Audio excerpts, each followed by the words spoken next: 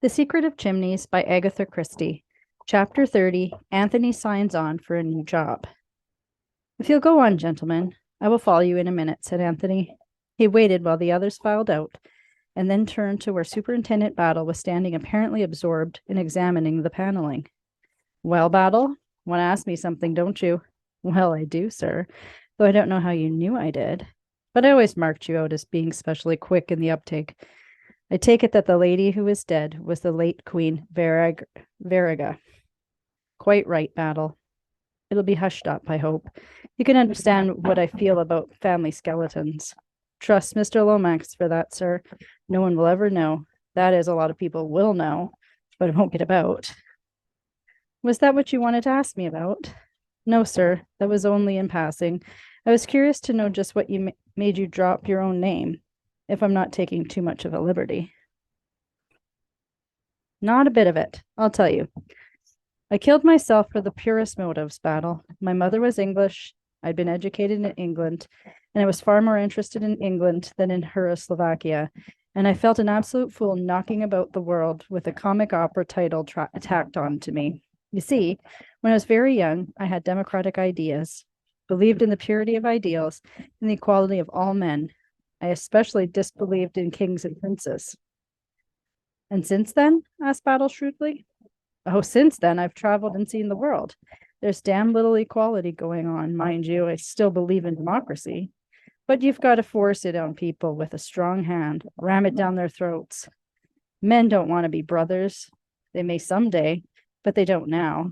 My belief in brotherhood of man died the day I arrived in London last week, when I observed people standing in the tube station resolutely refuse to move up and make room for those who entered. You won't turn people into angels by appealing to their better natures just yet a while, but by judicious force, you can coerce them into behaving more or less decently to one another to go on with. I still believe in the brotherhood of man, but it's not coming yet a while. Say another 10,000 years or so. It's no good being impatient. Evolution is a slow process. I'm very interested in these views of yours, sir, said Battle with a twinkle. And if you'll allow me to say so, I'm sure you'll make a very fine king out there. Thank you, Battle, said Anthony with a sigh. You don't seem very happy about it, sir. Oh, I don't know. I dare say it would be rather fun, but it's tying oneself down to regular work. I've always avoided that before. But you consider it your duty, I suppose, sir. Good Lord, no. What an idea.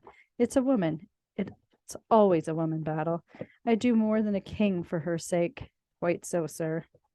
I've arranged it so that the Baron of Isaacstein can't kick. The one wants a king, and the other wants oil. They'll both get what they want, and I've got, oh Lord, Battle, have you ever been in love? I am much attached to Mrs. Battle, sir. Much attached to Mrs. Oh, you don't know what I'm talking about. It's entirely different. Excuse me, sir? That man of yours is waiting outside the window. Boris? So he is. He's a wonderful fellow. It's a mercy that pistol went off in the struggle and killed the lady. Otherwise, Boris would have wrung her neck for sure as fate. And then you would have wanted to hang him. His attachment to the Oblodovich dynasty is remarkable. The queer thing was that as soon as Michael was dead, he attached himself to me, and yet he couldn't possibly have known who I really was. Instinct, said Battle, like a dog. Very awkward instinct, I thought at the time.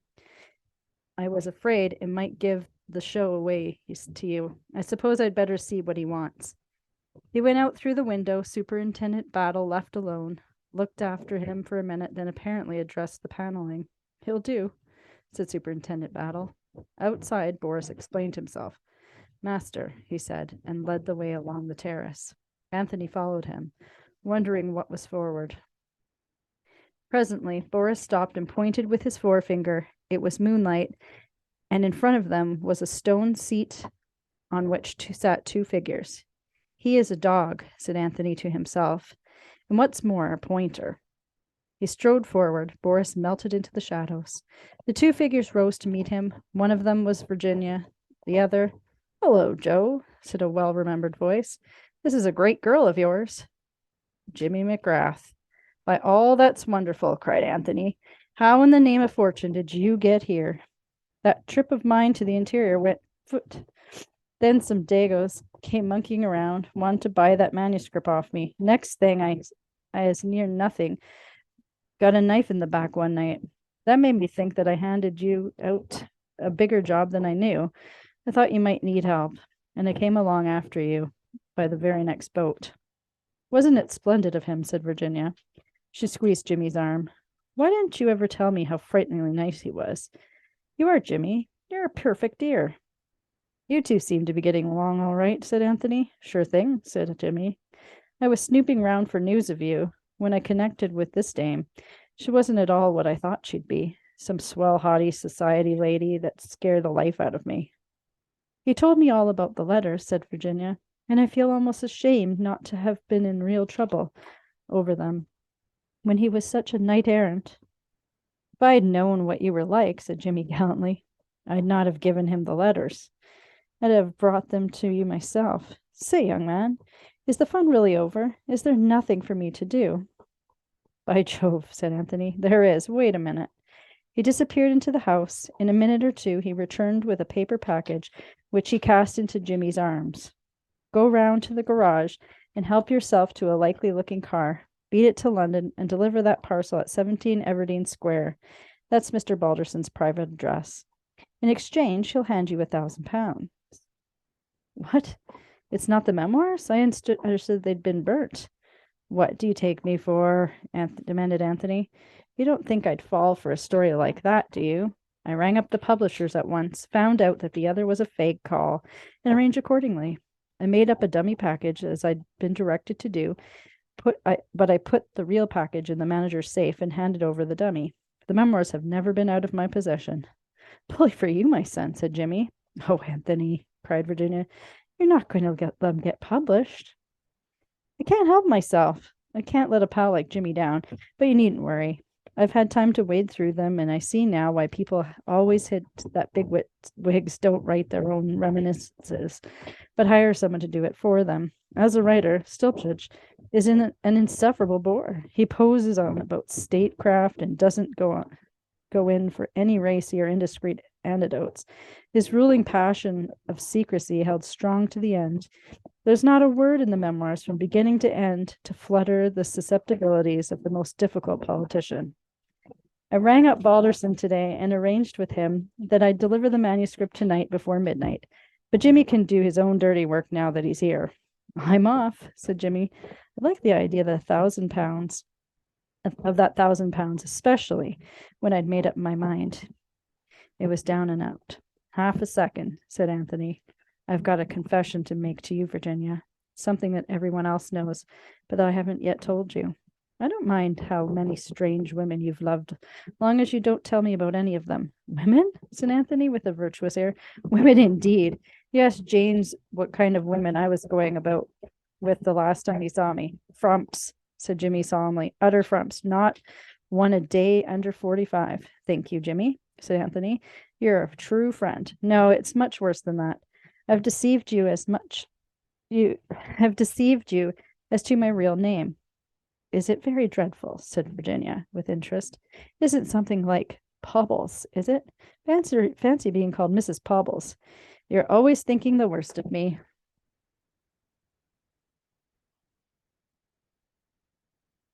I admit that I did once think you were King Victor, but only for about a minute and a half.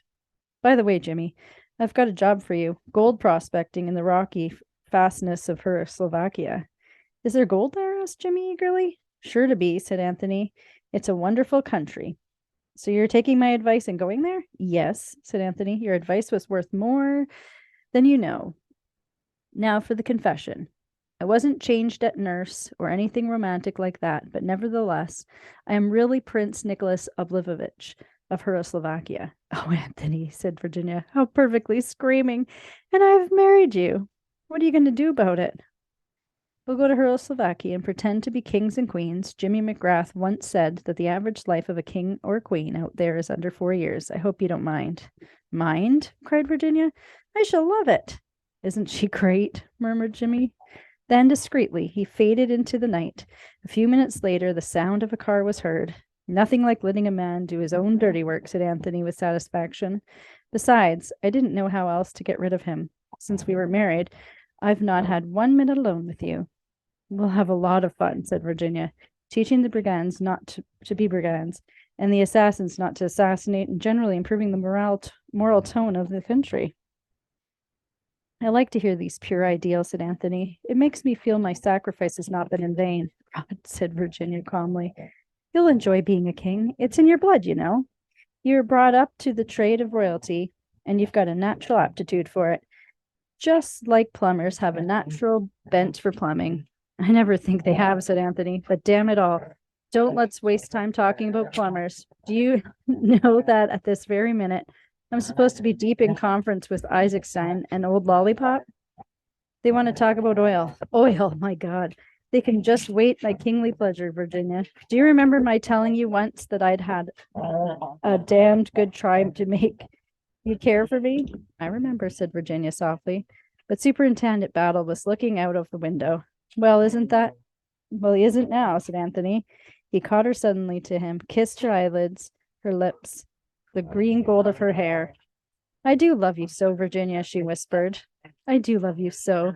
Do you love me? He looked down at her, sure of the answer. Her head rested against his shoulder, and very low, in a sweet, shaken voice, she answered, Not a bit. You little devil, cried Anthony, kissing her again. Now I know for certain that I shall love you until I die.